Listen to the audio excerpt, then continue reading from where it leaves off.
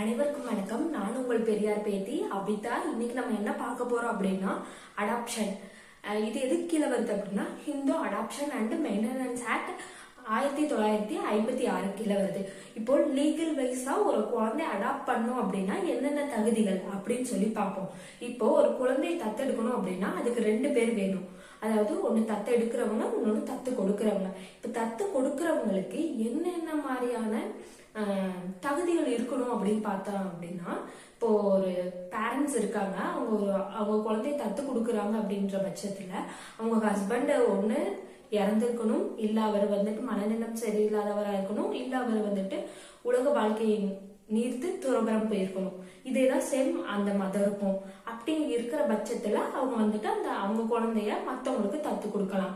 அப்படி இல்லாத பட்சத்துல பேரண்ட்ஸே இல்லாத குழந்தைகள் இருப்பாங்க பாத்தீங்களா, அவங்கள தான் நிறைய பேர் தத்து எடுப்பாங்க. அவங்கள யாரு தத்து கொடுக்கலாம் அப்படின்னா அவங்களோட கார்டியன். இப்போ கார்டியன் தத்து கொடுக்கணும் அப்படின்னா அவர் கோர்ட்ல போய் இன்ஃபார்ம் பண்ணணும், நான் இந்த குழந்தைய வந்துட்டு தத்து கொடுக்க போறேன் அப்படின்னு இன்ஃபார்ம் பண்ணணும். அப்படி அந்த குழந்தைய அவர் தத்து கொடுக்கறதுனால அவருக்கு ஏதாவது ரிவார்டு இருக்கான்னு கோர்ட் செக் பண்ணும். அதாவது அவருக்கு ஏதாவது இது மூலமா மணி ஏதாவது சொத்துக்கள் கிடைக்குமா அப்படின்றத கோர்ட் செக் பண்ணிட்டு அப்படி எதுவும் இல்லாத பட்சத்துல அந்த குழந்தைய வந்துட்டு தத்து கொடுக்கலாம். சேம் அவர் வந்துட்டு மத்தவங்களுக்கு வேற யாருக்காவது தத்து கொடுக்கலாம், இல்ல அவரே அந்த குழந்தைய கூட தத்து எடுத்துக்கலாம். ஓகேவா? இப்போ தத்து எடுக்கிறாங்க பாத்தீங்களா ஒரு குழந்தைய, அந்த தத்து எடுக்கக்கூடிய கப்பிள்ஸ் அவங்களுக்கு என்ன தகுதி, இல்ல தத்து எடுக்கக்கூடிய நபர்களுக்கு என்ன தகுதி அப்படின்னு பார்த்தோம் அப்படின்னா, அவங்க ஹிந்துவா இருக்கணும், அவங்க மெஜாரிட்டி ஏஜ் 18க்கு மேல இருக்கணும், அவங்களுக்கு 18 நிரம்பி இருக்கணும், இல்ல 18க்கு மேல அவங்களுக்கு இருக்கணும். இப்ப தத்து ஒரு குழந்தை எடுக்கிறாங்க அப்படின்னா ஒரு ஆண் தான் குழந்தைய வந்துட்டு தத்து எடுக்க முடியும். இப்போ ஒரு கப்பிள்ஸ் இருக்காங்கன்னா அந்த ஆணோட இதுக்கீழே தான் அந்த குழந்தைய நம்ம அடாப்ட் பண்ண முடியும். அப்படி இருக்க பட்சத்துல ஒய்ஃபோட கன்சல்ட் வந்துட்டு கம்பல்சரி. இப்போ ஒரு ஒய்ஃப் வந்துட்டு தத்தெடுக்கிறாங்க அப்படின்னா அந்த ஹஸ்பண்டோட கன்சல்ட் வந்துட்டு கம்பல்சரி. ஆனா ஹஸ்பண்ட் தான் தத்தெடுக்க முடியும். இப்போ எப்போ ஹஸ்பண்டோட கன்சல்ட் தேவையில்லை அப்படின்னு பார்த்தோம்னா, அவங்க ஒரு ரூனாட்டி, அவங்க ஒரு மனநலம் சரியில்லாத நபரா இருக்கும்போது உலக வாழ்க்கையை திறந்துட்டாரு இல்ல இருந்துட்டாருன்ற பட்சத்துலதான் அவங்களோட கன்சல்ட் வந்துட்டு நம்மளுக்கு தேவையில்லை. இதே மாதிரி சேம் அந்த மதருக்கும் சொல்லுவாங்க. இப்போ தத்து கொடுக்குறோம் பாத்தீங்களா, அந்த குழந்தைய வந்துட்டு ஒரு மேரிடு உமனோ இல்ல மேரிடு மென்னோ தான் தத்தெடுக்க முடியுமா அப்படின்னு கேட்டா இல்ல.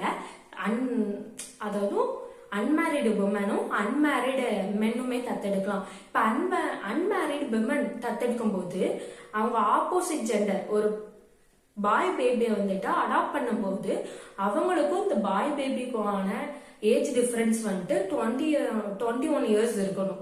இதே வந்துட்டு ஒரு அன்மேரிடு மென் ஒரு கேர்ள் பேபி தத்தெடுக்கிறாரு அப்படின்னா அவருக்கும் அந்த பொண்ணுக்கும் வந்துட்டு ஒரு 21 இயர்ஸ் ஏஜ் கேப் இருக்கணும். இதே சேம் ஜெண்டர்ல இருக்க ஒரு குழந்தைய அடாப்ட் பண்ணும்போது இது வந்துட்டு தேவையில்லை. ஆல்சோ கப்பிள்ஸும் தத்தெடுக்கலாம், அன்மேரிட் மென் அண்ட் விமன் யார் வேண்டாலும் தத்தெடுக்கலாம். ஓகேவா? இப்ப நான் இது சொல்லிட்டு இருக்க பாத்தீங்களா, இந்த லீகல்ஸ் எல்லாம் இது எல்லாமே வந்துட்டு ஹிந்து முறைப்படி ஒரு குழந்தைய அடாப்ட் பண்றோம் பாத்தீங்களா அவங்களுக்கு மட்டும்தான் பொருந்தும். முஸ்லிம்ஸ் ஆர் கிறிஸ்டியன்ஸ்க்கு பொருந்தாது. இதை நான் அவங்களுக்கு தனியான ஒரு அடாப்ஷன் இருக்கு, அதை நான் இன்னொரு வீடியோவா நான் போடுறேன். ஓகேங்களா? இப்போ வந்துட்டு தத்தெடுக்கக்கூடிய குழந்தை வந்துட்டு ஒரு நல்ல குழந்தையா தான் இருக்கணுமா அப்படிலாம் கிடையாது. அதை சொல்ற ஒரு கேஸ்ல தான் இப்ப பார்க்க போறோம். தேவகவுடா வெர்சஸ் ஷாம் கவுடா.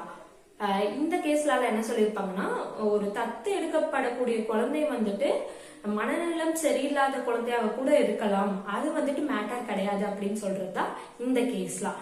இப்போ ஒரு குழந்தை தத்து கொடுத்துட்டோம் அப்படின்னா அந்த குழந்தைக்கான ஒரு சில விஷயங்களை பத்தி இப்ப நம்ம பார்ப்போம். இப்ப தத்து கொடுக்கற குழந்தைக்கு பேரண்ட்ஸ் இருந்தா அவங்களுக்கு வந்துட்டு சேம். இப்போ தத்து அந்த குழந்தை வேற ஒரு வீட்டுக்கு போயிடுச்சுன்னா அவங்கதான் அப்பா அம்மா, அவங்க ரிலேஷன்ஸ் எல்லாமே மாறிடுவாங்க.